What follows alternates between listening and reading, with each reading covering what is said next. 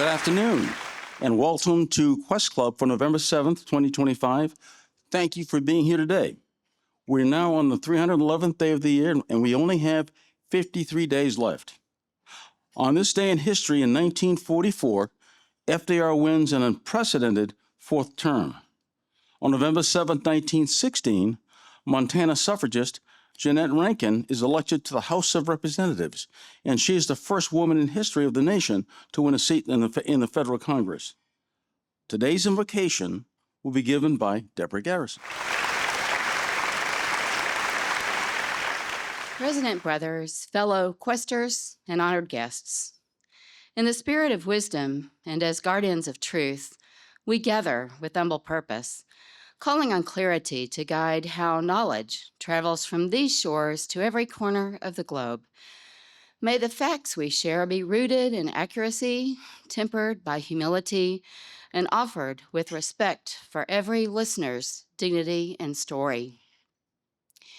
Grant those who speak on behalf of this land the courage to name both promise and shortcoming, so that honesty builds trust rather than breeds defensiveness. Bless our leaders, storytellers, teachers, journalists, scientists, and diplomats with the discipline to listen first, to verify before declaring, and to frame information so it invites understanding instead of division.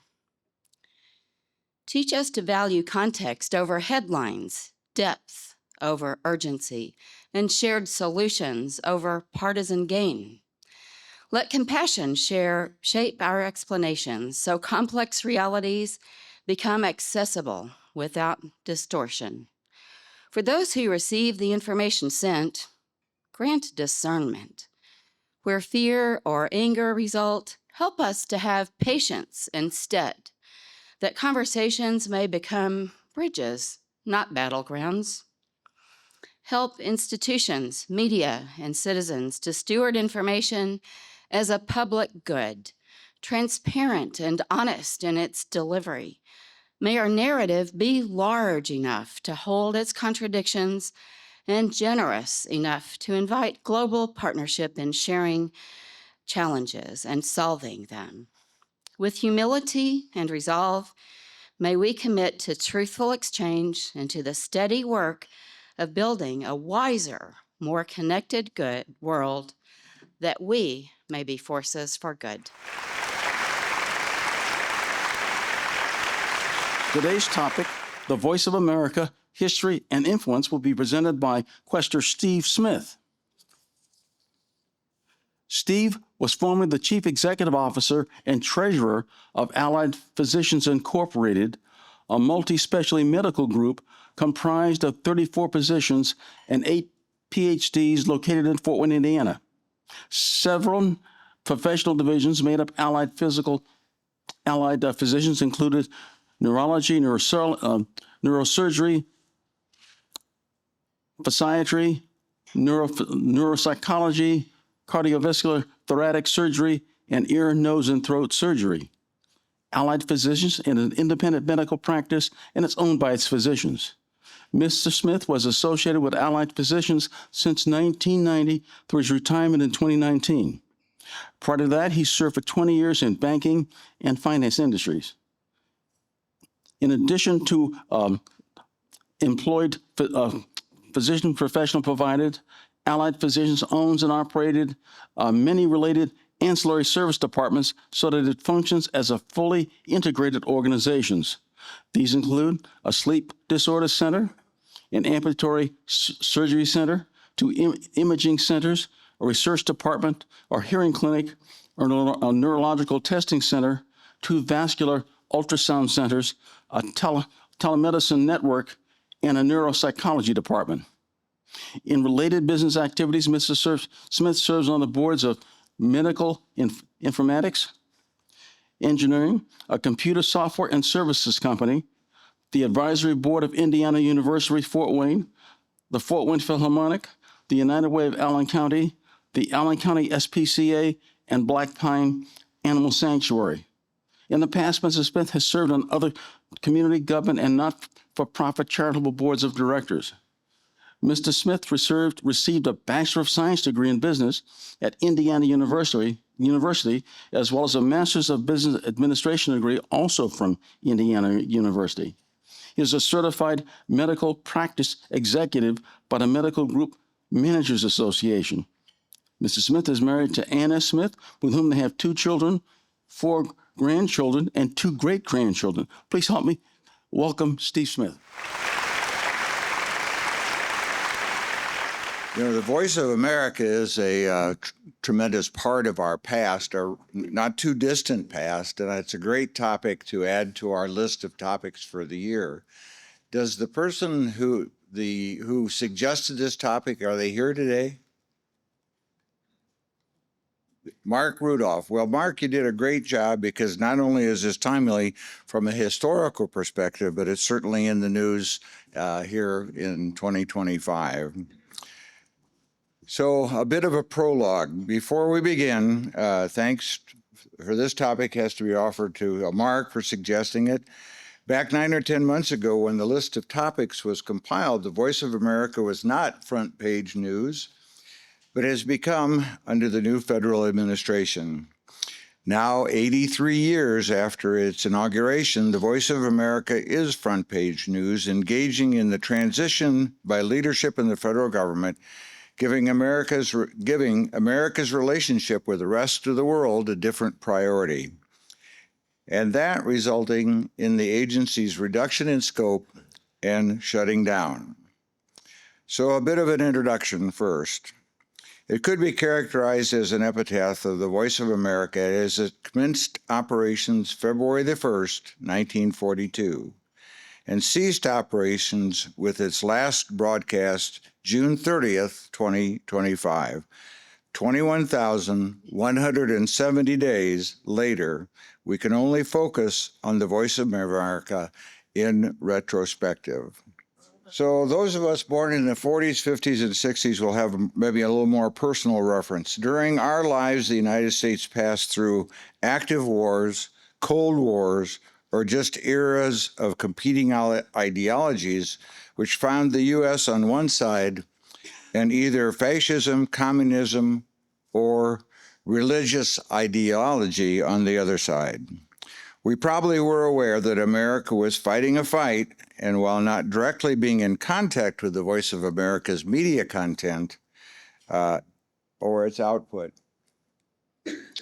So you can see a little dust on this microphone, and the original microphones used in the Voice of America's first broadcast were the printing on the crown was in German. To begin, the Voice of America is the U.S. government's official international broadcaster to the world. Since its inception in 1942, the Voice of America has played a pivotal role in disseminating news, information, and American values to its audiences worldwide. Over the years, it has evolved in response to global events, technological accomplishments, and shifting U.S. policies. This paper explores the Voice of America's origins, historical milestones, and operational evolution, and its significant accomplishments. Let's look at the early years, 1942 to 1945, and let's imagine for a moment that we are all now in a small Belgian village. It's 1940. The Nazis have invaded our country, beaten our army, and replaced our government with a military dictatorship. They've abolished all local publications of the news, whether in print or over the radio airwaves. Now it is a crime, punishable by death, to have in our possession any print media from outside sources or to listen to any radio programs other than the one put out by the Nazis. The same is true all over Europe, the Middle East, and Northern Africa. No real news, only party line propaganda.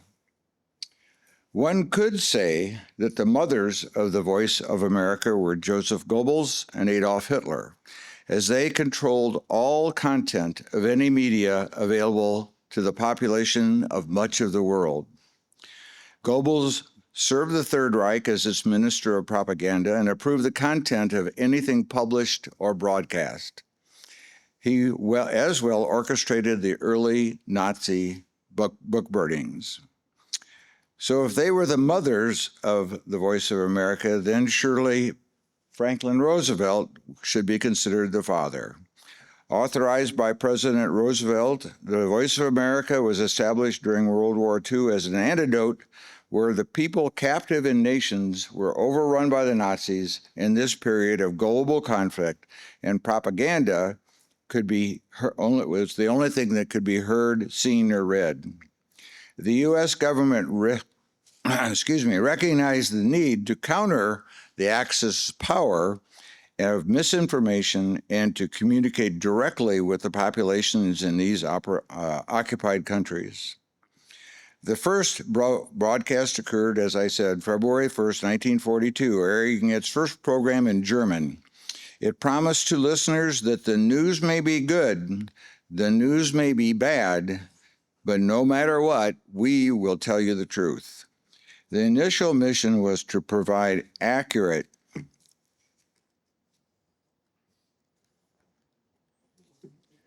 objective, and comprehensive news coverage to counter Nazi propaganda and foster the Allied cause. I forgot that Al had his own newsmaker. We interrupt this program to bring you a news bulletin that General Douglas MacArthur has just landed on the beach in Manila at the Philippines. He is addressing the local citizens now. People of the Philippines, I have returned. By the grace of Almighty God, our forces now stand on Philippine soil, soil consecrated by the blood of our two peoples. Rally to me. Let the indomitable spirit of Bataan and Corregidor lead on. As the lines of battle roll forward, rise and strike. We will now return you to our regularly scheduled program. Wartime operations quickly expanded the Voice of America broadcast to include French and English. Programming was now reaching millions of people in Europe and North Africa. The content included programs of news, commentary, and cultural features, emphasizing credibility and transparency. Now we move on to the post-World War II era, 1945 up to the early 1990s. After World War II, the Voice of America's role shifted from coping with wartime propaganda to peacetime public diplomacy. The Smith-Mundt Act of 1948, and remember that, we'll come back to it in a little bit, still in effect today, established the legal framework for the role of U.S. international broadcasting, emphasizing truthful news and prohibiting domestic dissemination. Under the law, transmissions of the Voice of America could not be beamed into domestic households, only overseas. The Voice of America became a critical tool in the ideological struggle between the U.S. and Soviet Union as the Soviets worked on all fronts to encourage the spread of communism around the globe.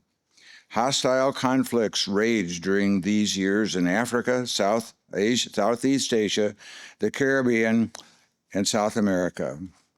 While America's military was deployed across the globe, engaging in the Korean and Vietnam wars during this period, the Voice of America continued to use the media to fight for truth and the American way.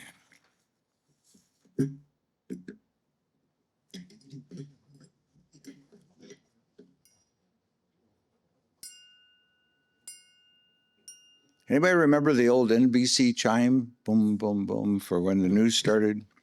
Newsflash, Dateline, Fulton, Missouri. British Prime Minister Winston Churchill, engaged in his first post-World War II visit to America, comes across the sea and is addressing a student and faculty assembly today at Westminster College in Fulton, Missouri. And you can see in the front row is President Truman getting a good chuckle. So let's listen in now. From Sutton in the Baltics to Trieste in the Adriatic, an iron curtain has descended across the continent. The safety of the world requires a new unity in Europe, from which no nation should permanently be outcast. Churchill warns the United States and Great Britain about the growing influence and control of the Soviet Union in Eastern Europe after World War II. It also presupposes a new attitude toward post-war Germany as a member of the European community, unlike how Germany was treated as an outcast after World War I. Interestingly enough, NATO, the North Atlantic Treaty Organization, was chartered just 1 year later, including Germany as a member. Radio Free Europe, some of you may remember that organization, also began at this time transmitting to each nation in the Soviet bloc in their own language. After the Iron Curtain fell over dozens of countries occupied by the Soviet forces from the war, the Voice of America broadcasts penetrated Soviet-controlled Eastern Europe, providing uncensored news and information.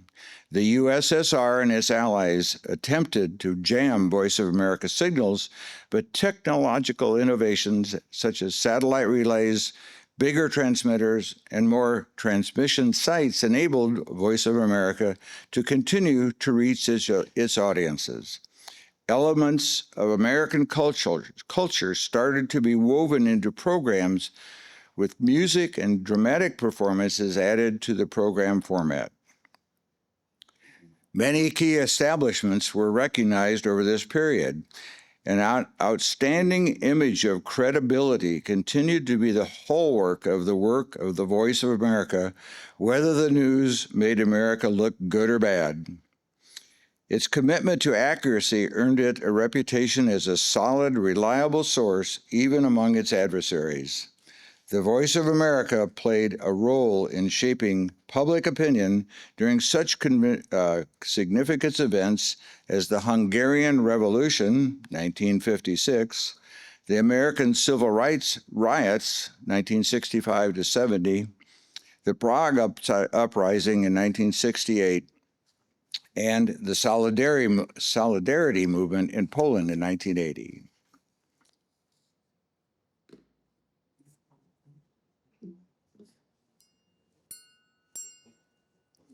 A news flash. We interrupt this regularly scheduled program to present news. Dateline, Washington, D.C., January the 20th, 1961. Today, newly inaugurated President John F. Kennedy is addressing the nation with his first speech as president. Let's join the broadcast. Let the words go forth from this time and place to friend and foe alike, that the torch has been passed to a new generation of Americans, born in this century, tempered by war, disciplined by a hard and bitter peace, proud of our ancient heritage, and unwilling to witness or permit the slow undoing of human rights to which this nation has always been committed, and to which we commit today at home and around the world. Let every nation know, whether they wish us well or ill, that we shall pay any price, bear any burden, meet any hardship, support any friend, oppose any foe, to assure the survival and the success of liberty. Today, the young president has set America and its resources on a new course to enable all peoples of the world to enjoy life, liberty, and happiness as we do here in America. We return to our regular programming. Modernization and global reach, 1991 to 2024. With the collapse of the Soviet Union, the Voice of America adapted to a new global realization of modern realities. Some could say that America had won the Cold War. New audiences shifted its focus to other regions experiencing conflict, democratization, or lacking freedom of the press, such as the Middle East, Africa, and Asia. Technology was changing, and so with it, the Voice of America embraced FM radio, television, satellite, and digital platforms to share its message with an even wider and more youthful audience. The 21st century brought new challenges in the form of terrorism and anarchy. After 9/11, Voice of America expanded programming greatly to the Middle East and South Asia, striving to counter extremist narratives. The Voice of America also launched website, social media channels, and mobile apps, making content accessible worldwide. In the new era of misinformation, Voice of America's role as a fact-based news organization became even more vital. Let's look at the leadership of its directors. During the 83 years of operation, the Voice of America has some 40 individuals to lead its agency. Each typically had a 3 to 4 year stint in the director's role. John Hausman was the first to lead the agency just for 2 years, 1942 to 43. He established the initial mission, providing accurate, objective, and comprehensive news, coining the phrase, "The news, whether good or bad, the news." Each new director added to the expansion of programming the addition of culture and entertainment options. Its language options were expanded to over 40 choices. John Chancellor, later a news desk host for NBC Broadcasting, was the most notable among these many to hold this responsibility. Michael Obramowitz is the last legally appointed director, appointed in June of 2024. Legal challenges to his terminations continue to work their way through federal courts, as the director's removal is not a power of the president under the Smith-Mundt Act of 1948. Pesky how those laws just seem to hang around. So let's pause and reflect. The Voice of America operates under the auspices of the U.S. Agency for Global Media. The USAGM is an independent federal agency and oversees all U.S. international broadcasting. The Voice of America, approved in 1976 under President Reagan, his presidency guarantees editorial independence, mandating accurate, objective, and comprehensive news coverage. Recognizing its accomplishments and impact, the Voice of America has been a lifeline for people of the world living under censorship, tyranny, and dictatorships. In many areas of the globe, the Voice of America is the only reliable source for factual news and commentary. Voice of America reporters have reported democratic movements in Eastern Europe, the Middle East, and Africa. The Voice of America has trained journalists in developing countries around the globe, promoting professional mandates and freedom of the press. The Voice of America has introduced multiple generations of global citizens to the American culture. In music and the arts, audiences have responded positively to programs such as Jazz Hour and American Mosaic. This has fostered valuable cross-cultural understanding and acceptance. The Voice of America's English teaching programs have helped millions of people around the world learn English and has made it the worldwide common language of business, education, and diplomacy. During the international crises, the Voice of America has provided critical information during these difficult times, including wars, national disasters, and pandemics. During the COVID-19 pandemic, the Voice of America delivered accurate health information in multiple languages, many times in direct contradiction to what the administration was putting out at the time. The Voice of America correspondents continue to report from conflict zones at great personal risk. From a pre-2025 perspective, political pressures have posed periodic challenges to the Voice of America editorial independence, particularly during times of political conflict and tension. The presence of the USAGM As the enabling agency, a branch of the State Department has helped the Voice of America buffer these external threats. Even competition has to be coped with. Other international news agencies such as the BBC, RT, and Al Jazeera are consistent alternative sources of facts, news, and commentary. The Voice of America continues to be regarded as the gold standard for truth and transparency. So, in conclusion, since 1942, the Voice of America has been a beacon of reliable news, a champion of press freedom, and acts as a cultural bridge between the United States and the world. Its history reflects an evolution of global communications, the challenges of public diplomacy, and enduring importance of truthful journalism. As the Voice of America continued to adapt to these global challenges, its mission remained as vital as ever to provide accurate, objective, and comprehensive news to a worldwide daily audience of over 300 million people in different languages. In terms of bottom line results, we business people always have to look at the bottom line. We've won World War II. We won the Cold War. Southeast Asia did not turn into dominoes after the fall of Vietnam.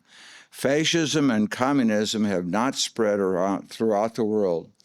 Each of these American accomplishments can be attributed in some small way to the local people in these areas getting the facts without propaganda and making their choice for freedom and liberty.